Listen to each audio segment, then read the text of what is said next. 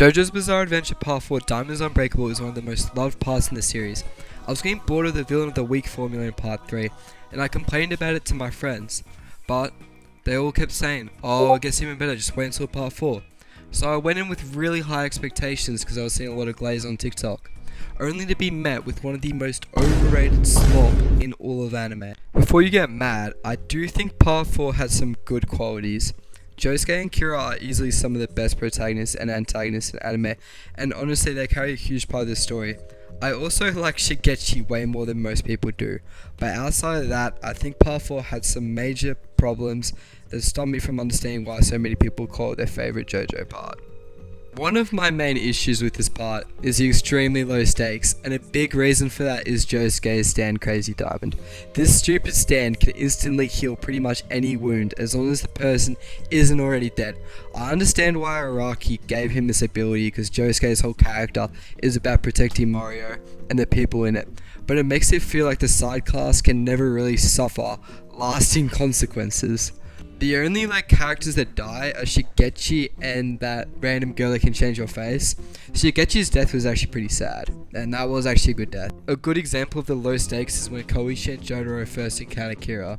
Koichi gets completely destroyed and basically got donutted, but then Josuke shows up last minute with his stupid stand and fully heals him. Another example is in the final fight with Kira when Okuyasu gets part of his stomach blown up and looks completely dead. Later that same episode, he goes and saves Josuke, and the explanation is somehow even worse. Okuyasu says he was walking to the afterlife, met his dead brother Keicho, and was basically told he could choose to live or die, and he just chooses to come back like any person would. It felt like such a cheap way to just avoid killing him off. Speaking of Okuyasu, I actually really liked him. He got some screen time from episodes 3 to 5. And the face-off between Red Hot Chili Peppers.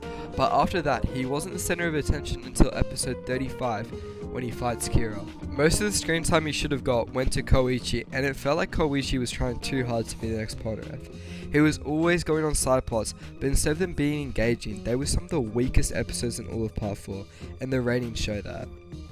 On IMDb, out of the 5 lowest rated episodes in Part 4, 4 out of 5 of those included Koichi as the main focus. I believe the reason these episodes are so bad is because they contribute pretty much nothing to the plot, and most of them feature the girl with the stand, Love Deluxe. Every episode with this girl was the most dragged, pathetic, looks-maxing subplot. In her earlier episodes, she tries and kidnaps Koichi, and tries to make him fall in love with her.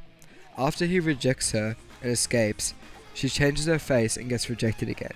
Koichi's annoying voice doesn't help either. I had to watch the dub for some of it, and all I could think about was how he sounded like Deku. But I do have to give credit where it's due. The fight between Koichi and Jotaro vs Kira was an intense fight and a top 5 fight in all of JoJo's.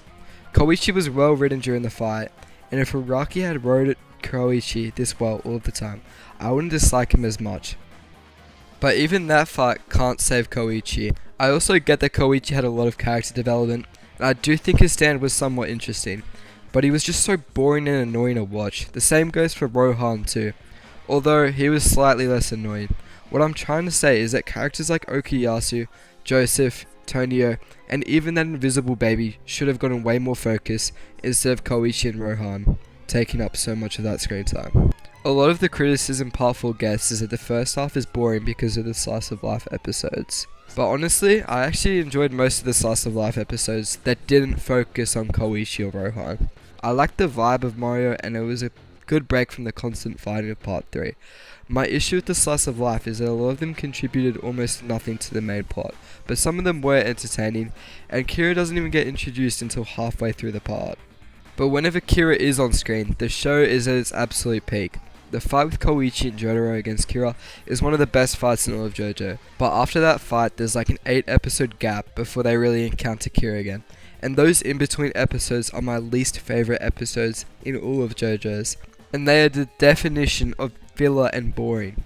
Those episodes were really slow paced and uninteresting, and it felt like such a big gap in quality between episodes, because when they encounter Kira again after the long stretch of in between episodes, the show becomes interesting again.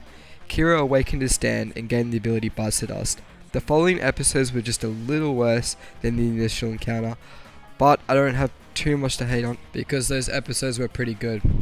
Even with all my criticism, there are still things I really liked.